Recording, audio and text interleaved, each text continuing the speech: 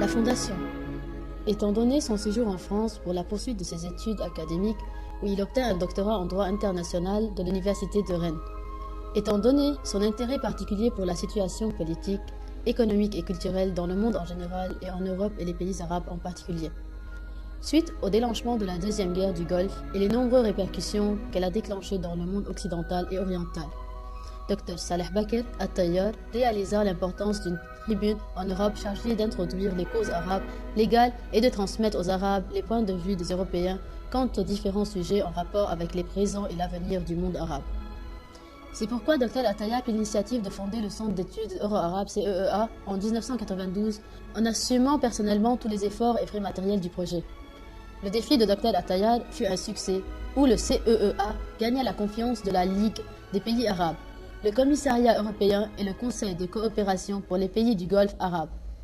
Tous ces blocs internationaux ont participé à toutes les activités du centre qui visaient à relancer le dialogue arabo-européen, complètement gelé depuis 1990.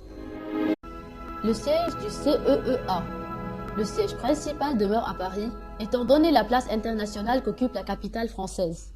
Il a également des bureaux représentatifs au Caire, où le siège de la Ligue arabe, à Bruxelles, où le siège du Commissariat européen, en Arabie saoudite, où le siège du Conseil de coopération des pays du Golfe arabe, à Genève, où le siège de nombre d'organisations internationales, et à Beyrouth. Le centre a aussi des représentants à Washington, Londres et Moscou.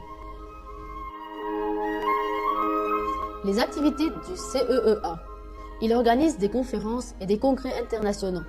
Il publie des livres et des études à portée stratégique, économique, médiatique et culturelle. Il participe à la plupart des activités et colloques organisés par des comités et organisations officielles et privées dans le monde arabe et en Europe. Le CEEA s'occupe de la publication d'annonces médiatiques et de rapports analytiques en langue arabe et française.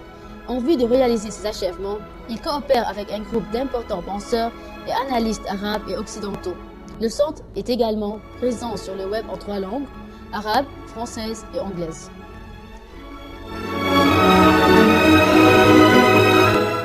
Le financement du CEEA.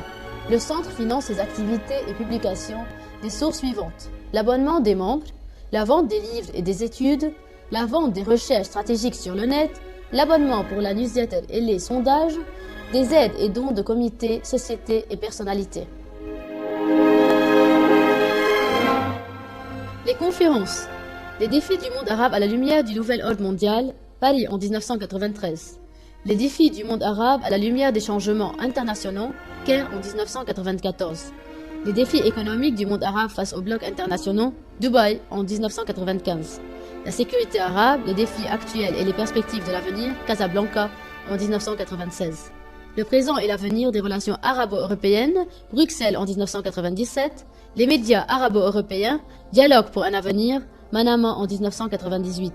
L'avenir de Jérusalem arabe, Casablanca en 1999, la sécurité hydraulique arabe, Caire en 2000, les horizons et les garanties des investissements arabo-européens, Beyrouth en 2001. Les congrès. Le CEEA, siège de Paris, organisa un nombre de congrès à importante portée stratégique. Novembre 1993, les causes du conflit et les nécessités de la solution aux îles du Golfe arabe. Novembre 1994, l'Arabie saoudite face aux nouvelles défis économiques mondiaux.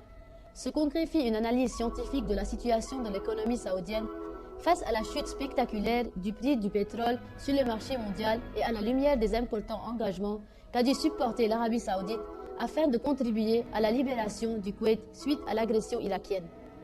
Ce congrès évoqua l'influence de ce qui a été dit sur la poursuite de l'application des plans de développement saoudiens. Le congrès affirma la stabilité de l'économie saoudienne et sa capacité à faire face à tous ces défis. Novembre 1996, en Jérusalem, il évoqua le sujet de Jérusalem occupée et son avenir. Le principal invité à ce congrès fut Feu Faisal Al-Husseini, le responsable du dossier de Jérusalem à Organisation de la Libération de la Palestine, OLP. Novembre 1998, la culture de paix et fut dirigée par Frédéric Mayor, l'ancien directeur général de l'UNESCO. Novembre 1999, le monde arabe islamique et les droits de l'homme, ce congrès fut organisé au siège des Nations Unies à Genève. Il évoqua une analyse Les livres et les études. Le CEEA publia des dizaines d'ouvrages et d'études concernant les conférences et les congrès qu'il organisa et des sujets stratégiques dont le centre juge nécessaire à traiter. Les défis du monde arabe à la lumière du nouvel ordre mondial, les défis du monde arabe à la lumière des changements internationaux, les défis économiques du monde arabe face aux blocs internationaux, la sécurité arabe, les défis actuels et les perspectives d'avenir, les relations arabo-européennes en langue arabe et française, les médias arabo-européens, dialogue pour l'avenir de Jérusalem arabe, la sécurité hydraulique arabe, les horizons et les garanties des investissements arabo-européens, la France et les religions divines, les contrats internationaux pour le transfert de la technologie, Iran, les défis de l'idéologie et de la révolution, le monde islamique dans les stratégies mondiales contemporaines, le terrorisme international, l'islam et l'intégrisme historique, Liban, coexistence en temps de guerre, la division de la Yougoslavie, la fabrication de la décision politique américaine, l'évolution économique et sociale de l'Arabie saoudite, le régime juridique des projets, le développement des ressources humaines en Arabie saoudite et dans les pays du Conseil de coopération du Golfe, les îles du Golfe arabe, les causes du conflit et les nécessités de la solution, la théorie israélienne pour les négociations, Jérusalem de Ben Gurion jusqu'à Netanyahou, la sécurité du Golfe arabe, le rôle des centres d'études arabes dans la fabrication de la décision, les aspects de la structure de l'État palestinien, la convoitise israélienne dans les eaux arabes, la politique arabe du Maroc, les Arabes et l'Occident à la veille du XXIe siècle, l'Arabie saoudite face aux défis économiques mondiaux en langue française, l'évolution de la pensée politique islamique contemporaine en langue française, Jérusalem et la culture de paix en langue française et arabe, l'Arabie saoudite et les défis du XXIe siècle, les réformes arabes et les défis internationaux. Publication médiatique, le CEEA a publié le magazine Al-Malaf Al-Arabi Al-Europi, le dossier euro-arabe. Il s'agit d'un périodique stratégique qui traite les importants événements arabes et internationaux. Il paraît en langue française et arabe. Le CEEA publia de même le magazine Al-Malaf Al-Khaliji Al-Europi, le dossier Euro-Golfe, en langue française. Il s'agit d'une publication qui traite les relations entre l'Europe et les pays du Golfe et à tous les niveaux et dans tous les domaines. Le centre publia un rapport journalistique quotidien sur les importants événements et évolutions internationaux parus dans la presse française. Le site du CEEA sur l'Internet. Étant donné la révolution informatique causée par l'Internet, le CEEA accompagna cette technologie et s'est mise à l'heure du web en 3 langues, arabe, française et anglaise. Les importantes fenêtres du website du CEEA sont les suivantes. Une analyse portant sur les importantes actualités arabes et internationales, des brèves portant sur les récentes évolutions, une librairie électronique qui englobe environ 1500 études spécialisées sur différents sujets. Il s'agit de la première librairie électronique du genre dans le monde arabe. Un sondage en raison de 2 fois par mois sur les dernières évolutions, environ 5 millions de personnes de par le monde participent à chaque sondage. Signalons que le CEEA détient environ 90 millions d'emails de presque partout le monde et de toutes les spécialisations et domaines. Les accords.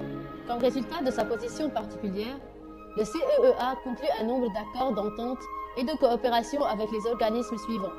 Le Centre de documentation et d'information de la Ligue arabe, l'Institut des études politiques du ministère iranien des Affaires étrangères, l'Académie Naïef arabe pour les sciences sécuritaires.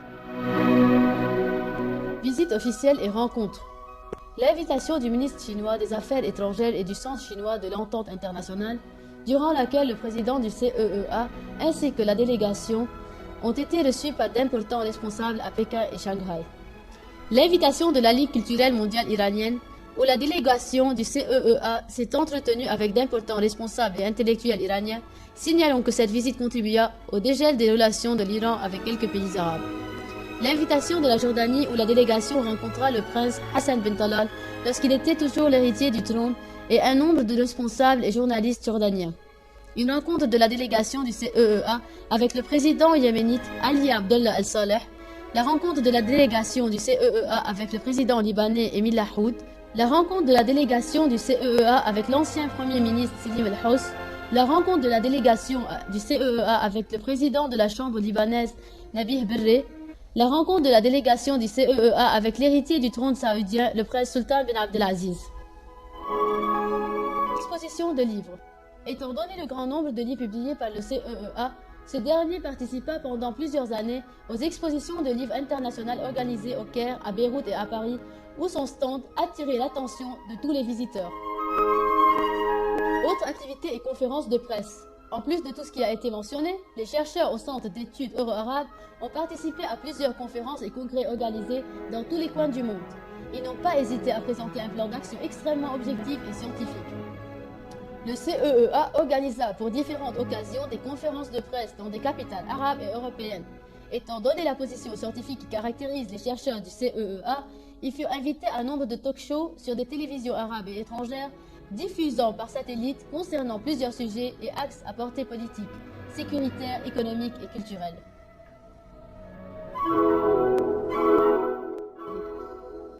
Des félicitations.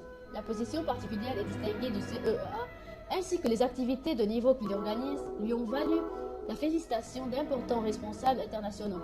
Le CEEA a reçu des attestations d'honneur des personnalités suivantes. Le serviteur des deux lieux saints, le roi Abdallah Ben Abdelaziz, le président français Jacques Chirac, le roi du Maroc Mohammed VI, l'héritier du trône saoudien et ministre de la Défense et de l'Aviation, le prince Sultan Ben Abdelaziz, le président égyptien Hosni Moubarak, le président feu Yasser Arafat, le président feu Rafi El-Hariri, l'ancien secrétaire général des Nations Unies Dr Boutros Ghali, le directeur général de l'Organisation islamique pour la culture, l'éducation et les sciences, ICISCO, Dr Abdelaziz Ben Ousmane Al-Touaïchiri, le secrétaire général de la Ligue arabe Amrou Moussa. Ajoutons à cette liste de félicitations un grand nombre de personnalités, d'institutions culturelles et politiques, de parlementaires, membres du Sénat, journalistes, académiciens et chercheurs du monde entier.